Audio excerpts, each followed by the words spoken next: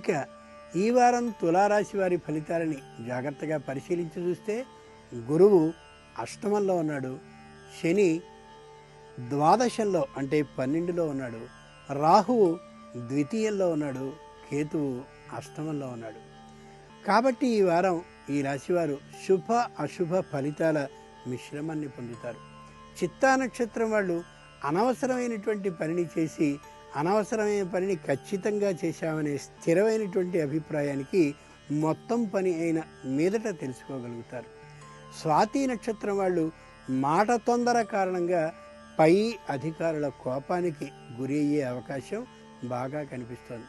విశాఖ నక్షత్రం వాళ్ళు కోపంతో తీవ్రమైనటువంటి స్థాయికి వెళ్ళి తాము తప్పు చేశామనే విషయాన్ని గమనించుకుని తప్పుని అంగీకరిస్తారు.